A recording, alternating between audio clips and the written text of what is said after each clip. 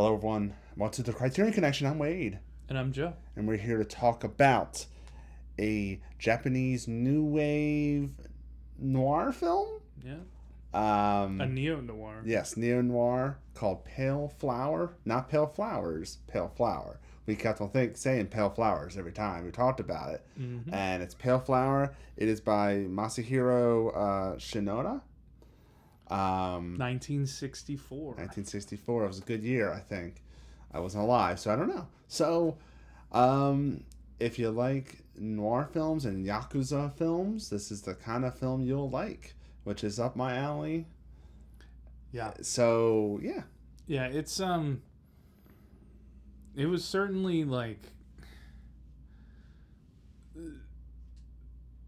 it's really interesting because this has, like, a lot of those newer elements that you would see, like, it's almost like a Bonnie and Clyde to a degree. Yes. And it's a very, like it has that kind of story of these two people that fall into each other and then fuel each other into more and worse habits, I guess, in a way. And into self-destruction, stuff like that. Yeah.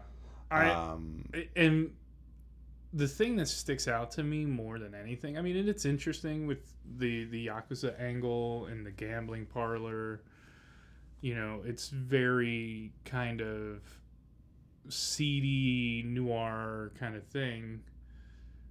But what is so, in my opinion, the selling point for me is just the cinematography. Mm-hmm.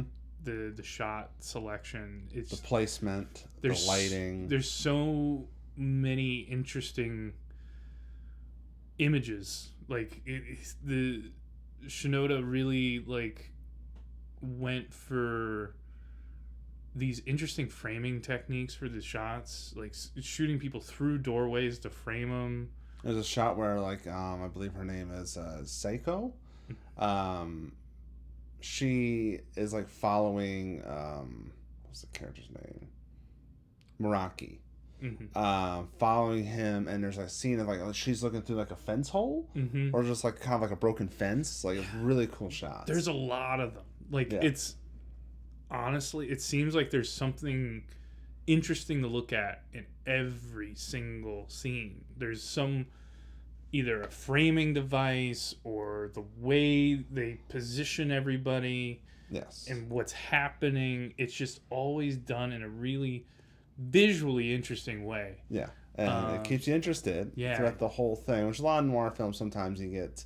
Of noir films, most of them are great cinematography and great how it looks, basically because of the lighting and the style. But like sometimes you'll get just like kind of like a static shot. Mm-hmm. But it's how he places the actors. Mm-hmm. Like a good example is the opening sequence with the gambling. Yeah. And she's like not centered, she's over here, and then there's like just like close ups of everything.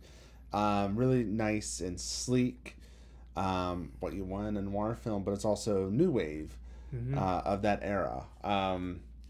But we can talk about the two main actors. You have Meraki, who's played by Ryo Ikebi, or Ikebi. He is pretty like magnetic, I guess. He's very he catches your eye. He's cool. Yeah, he doesn't. He's cool. Yeah, he doesn't do a lot, but he commands your attention. Yes. He's got that kind of aura.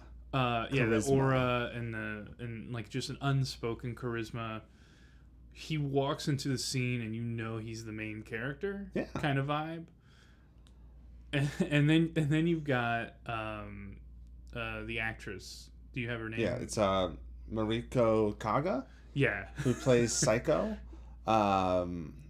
Which is, she's kind of also like, I don't know if it's... She's like unhinged. Yeah, it's her name is Psycho, but it sounds like Psycho. Yeah. I don't think that's on purpose, but her vibe, she's a sadist a little bit. She's kind of like, she loves, she like really is. She's in for that rush. Yeah. And that's like, it's part of these elements. And Meraki is just got out of prison, so he doesn't want that rush. He's like, I live that rush. I don't want that. Well, that's what's great. But he's entranced by her. Like, there are these parallels that you can draw for like other movies. Your Bonnie and Clyde's, your Natural Born Killers at times. But like, I also thought of Crash, the Cronenberg Crash. Yeah. As one. We did one, Thelma and Louise. We did one a couple weeks ago, or a couple months ago, maybe. It's very much like these two people that come in contact that just kind of push each other further down that rabbit hole and like it just keeps going. Yeah. They never figure out a way to stop themselves, and it's one of those like magnetic attractions that's just like, I can't help it, but she keeps getting me sucked into these things. Yeah. Because she keeps pushing and pushing and pushing, and he just keeps going and going. It's like rabbit hole. He's falling down the rabbit hole that she's leading. Yeah, it was, I really enjoy, and what's fun is this, I came across it. Like, it was just like a recommended thing. I never heard of this film until this is your recommendation. Yeah. Buying some of those Criterion movies, this just pops up in like a recommended thing. I think it just like, I don't know if it's a re-release recently or what, but it just pops up as a recommendation. I just read Japanese neo-noir movie and I was sold. You're like, I'm sold. I was sold. We watched Brandon to Kill and that was fun. Yeah. So I was like, this is going to be fun. And it's a really pleasant surprise. And I think really something to unearth if you're like really into like the visual photography aspect of film, because that to me is the, and also if you're like, if you want to get into like Japanese noir, yeah, it's not Akira Kurosawa. You're like, but what's other directors outside of it? Shinoda is one I'm definitely gonna check out more often. Yeah. Also, shout out to the score by Toru Takemitsu. It's also very good. Very good score. Everything about this is really good. I would not say it's a masterpiece. No. But it's a pretty good noir film, Japanese noir film. It's not going to be a high and low. It's not going to be Branded to Kill. But it's very good. It's not mediocre, I should say. Yeah, it's one of those things where I think by virtue of just not dropping the ball anywhere, this puts it on like a higher plane where it's like, it may just be underneath a high and low, but I feel like it's going to be like a Branded to Kill. It's one of those films that you'll hear about it as like somebody watched this like on a random day and was like, holy crap, this is the greatest thing I've ever seen, and it's going to be super influential. Yeah. Because that's kind of the vibe I get from it, because it really does pull a lot from those 40s and 50s like Hollywood noir, those guys who brought in the German expressionist cinematographers and set up interesting lighting, interesting framing, and really just drive the movie with interesting characters, interesting dialogue, interesting images. Yeah. And it's just solid for that. So Joe, would you recommend the film? I would. I would. This was one of those sight unseen ones that we did without much prior research. We just kind of ran into it and we're like, let's do it. I was like, what should we do next week? And you're like, let's do Pale Flower. I'm like, I never heard of it. Let me see if it's streaming anywhere that we can watch it, or if it's like you can just rent it or whatever. And it's available on the Criterion channel, by the way. Mm-hmm. It's available on there. Yep. And I was like, let's do it.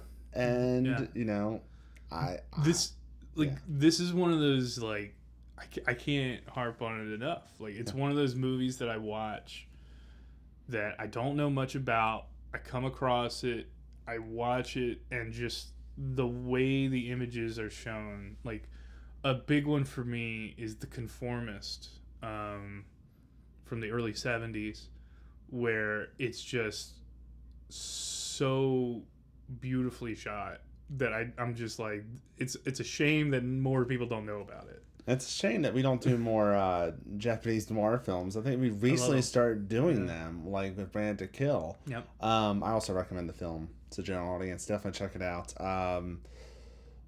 If you like the black and white noir, even if you just like crime films, I think this is a pretty good one.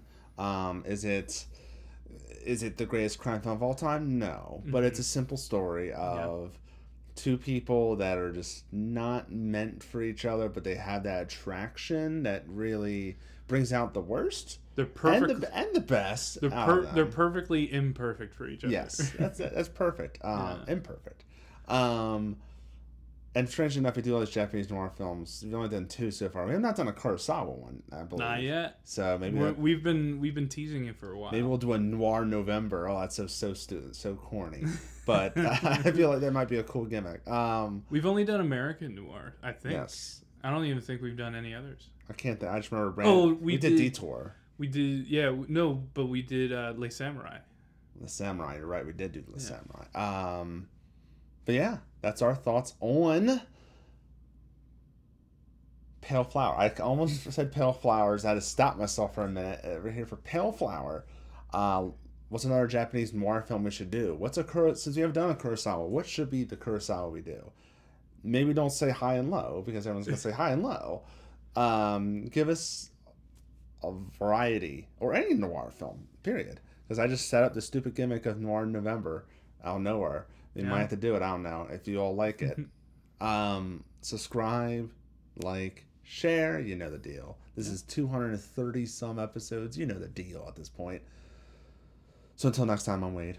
And I'm still Joe. And we'll see you later.